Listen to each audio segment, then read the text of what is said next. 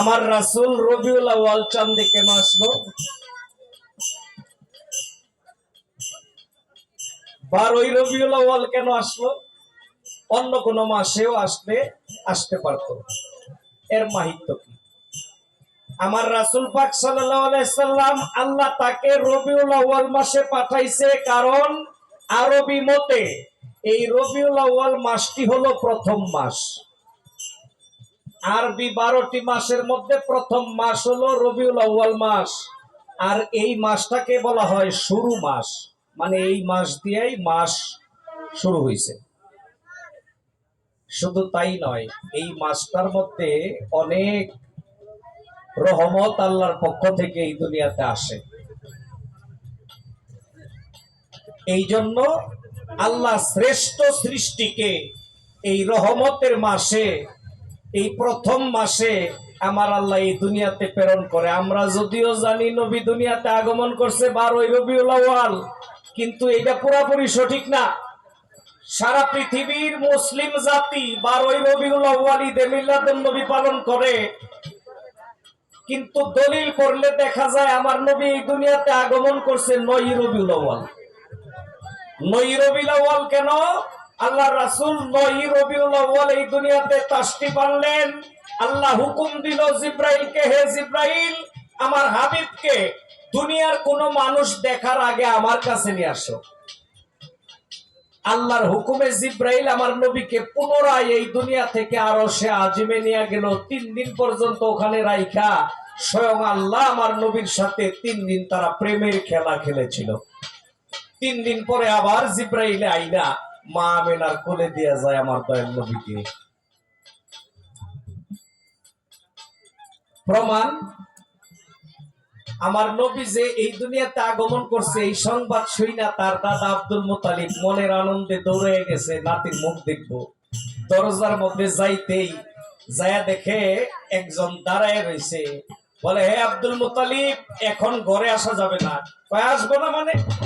আমার নাতি হয়েছে, আমার নাতিরে আমি আগে দেখবো। কয়, না, এখন আসা যাবে না, কাজ আছে। মুত্তালিব কয়, আমার নাতি আমি দেখবো, তুমি বাধা দেওয়ার কে? দলিল প্রমাণ করে আব্দুল মুত্তালিবকে একটা ধমক দিয়েছিল। একটা ধমকে আব্দুল মুত্তালিব 3 দিন পর্যন্ত অচেতন ছিল। 9ই রবিউল আউয়াল অচেতন হইছে, ওই যে 12ই রবিউল আউয়ালে আবার চেতন হইছে, ওই আমার দয়াল নবীর মুখ দর্শন করছে। সোমবারে দিল কেন? উনি সোমবারে তাশরিফ আনলেন, এর কারণ কি? উনি 12ই রবিউল আউয়াল অনুযায়ী সোমবার, আর যদি ওই 9ই রবিউল আউয়াল ধরা হয় তাইলে উনি এই দুনিয়াতে আগমন করেছে শুক্রবার। আচ্ছা, এরপরেও বলবো আল্লাহ তার হাবিবকে প্রিয় সময় এই দুনিয়াতে উনি আগমন করিয়েছেন। এর কারণ আল্লাহ নবীকে দিনেও চায়, রাতেও চায়। ছোট দিনেও চায়, রাতেও চায়। রাতে কয়, হে আল্লাহ পরওয়ারদিগার, তোমার হাবিব যদি আমার সময় আসতো আমি ধন্য হয়ে যেতাম। দিনেও ধন্য হইবার চাই, রাতেও ধন্য হইবার চাই। আমার আল্লাহ কয়, এমন একটা টাইমে দিমু যে 2 জনেই পাইবি, 2 জনেই ধন্য হইবি। যে টাইমে দিছিল এটা না রাত না দিন, যে সময়টাকে বলা হয় সুবহ সাদেক। এই সুবহ সাদেকের সময় আল্লাহ নবী আগমন করেছে। যাক, যতটুকু প্রশ্ন ছিল জবাব দিলাম।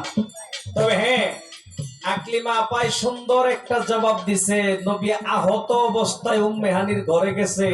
এই জায়গাটা যদি আমরা দলিল দেখি, যত বড় শরীয়তওয়ালা মানুষই হোক, সে হোক পুরুষ হোক নারী, যদি সে নারী হয় আর যদি একটা পুরুষ ডাক্তার থাকে তার কাছে সে সেবা নিতে পারবে। আর যদি রোগীটা পুরুষ হয় তাইলে ডাক্তার যদি নারী হয় তার সেবাও সে নিতে পারবে। ওই দিক দিয়ে শরীয়তের আইনে ছাড় দেওয়া আছে। কি শরীয়তের আইনে দলিল আছে, একটা নারী কয়জন পুরুষের সামনে যাইতে পারে, এটা দলিল দেওয়া আছে। এই দলিলের পরেও আবার কয়েকজনের জন্য ছাড় আছে, ডাক্তারের জন্য ছাড়। আল্লাহর নবী ওই দিন আহত হয়েছে, অসুস্থ ছিল। উম্মে হানি তাকে নিয়ে সেবা সুস্থতা করছে, সেবা করছে, যত্ন করছে। আর ওই দিন আমার দয়াল নবীর সেবার প্রয়োজন ছিল। ওই সময় আমার নবীর কোন স্ত্রী ছিল না। এটা আমি বলবো কেন, এটা আপনি বলবেন। এই লেগি তো আমি জিগাইছি যে দেহি কি কয়।